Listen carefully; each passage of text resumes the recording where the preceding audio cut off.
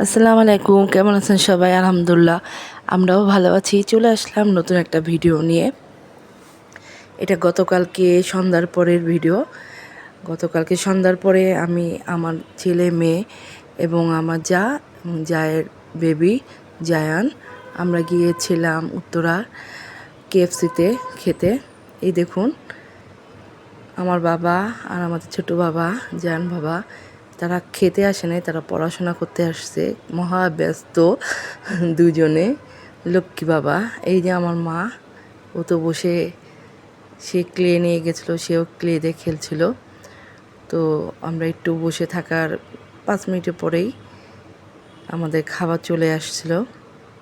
ওখানে কোনো খাবার খেলার জোন ছিল না, যার জন্য ওরা বসে খেলছিল। আর এই যে খাওয়া আসার পরে খাওয়া দাওয়া করলাম।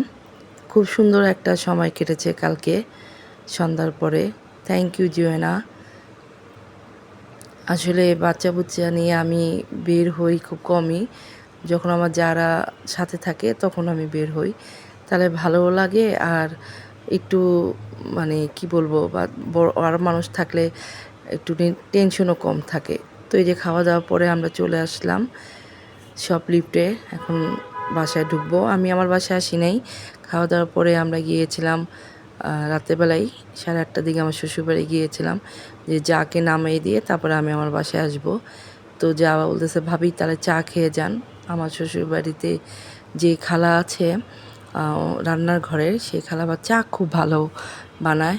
তো এত রাতে তারপরও চা খাই না, কিন্তু যখন আসলাম পরে আমি বলছি ঠিক আছে তাহলে এক কাপ চাই খেয়ে যাই। তো এই যে খালাকে বলছিলাম, খালা তো আপনাকে বিরক্ত করতে আসলাম। খালা আবার হাসতেছে, বললো না ভাবি বসেন।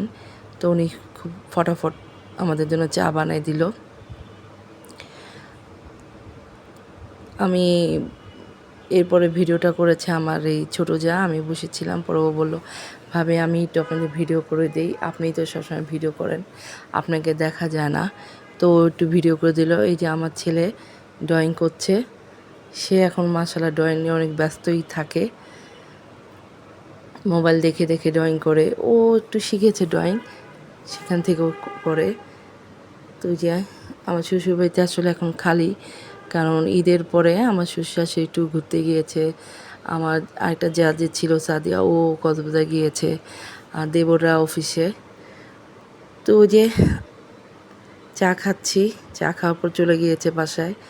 তো ভিডিওটা কেমন লাগলো, যদি ভালো লাগে প্লিজ একটা লাইক করবেন, চ্যানেলটা সাবস্ক্রাইব করবেন, আমার পাশে থাকবেন। চলে যাচ্ছি, টাটা, আল্লাহ হাফেজ।